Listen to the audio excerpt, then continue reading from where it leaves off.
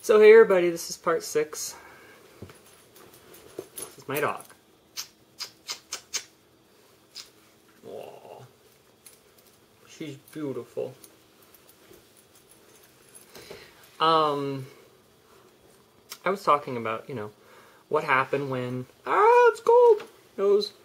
What happened when, I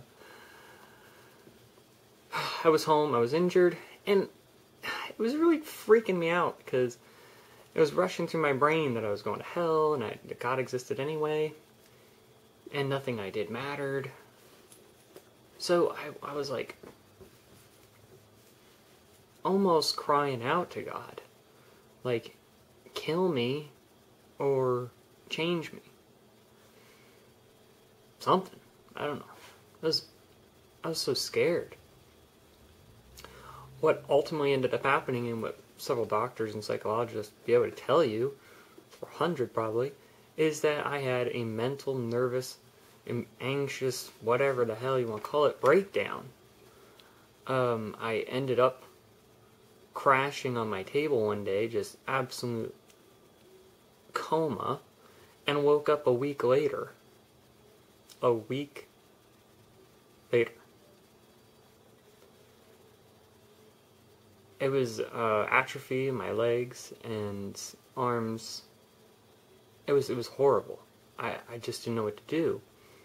Well, the man I'm living with now, as he's like my father now, he came in to see me. Not to say my real biological parents weren't there or anything. They were there like all the time. It was just they weren't there at that second, which I'm eternally grateful for. And he asked me, he said, I know that this isn't just some problem with your sugar or whatever, because I don't have any problems like that. He said, what is going on? What aren't you telling me? Because we're really close. And I told him, I said, well, and I started crying. I said, I'm gay. I just... I'm bawling, and he looks at me. He gave me like 5 minutes, calm down. And he went, and I kid you not, he goes, so?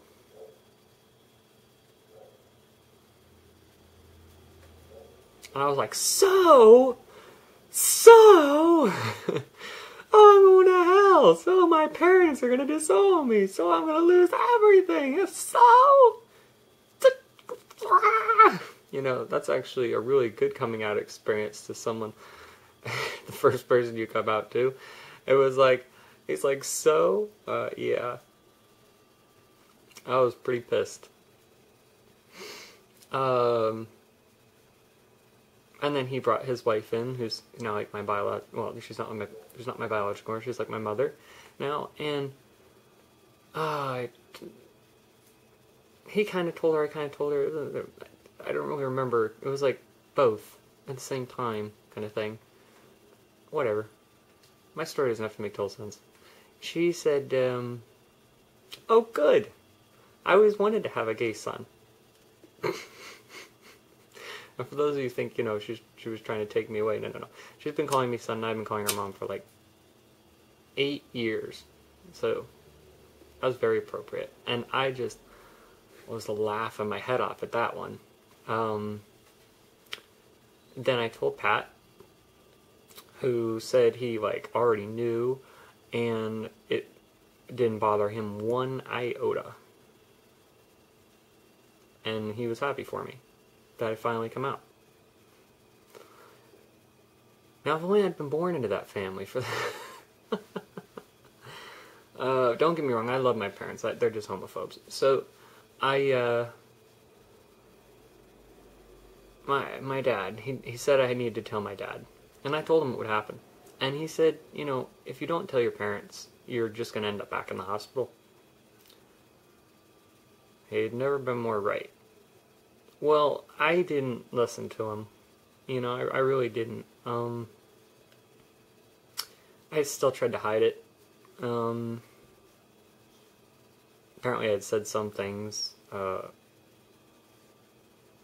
when I was coming out of a coma, similar to it, and he was really scared, and I just said, oh, just on drugs and stuff. Because he was already acting like kill me. So I just pulled back from that and let it go. Well, after another week of being in the hospital and talking to a very wonderful man, Father Peter, who's a gay bishop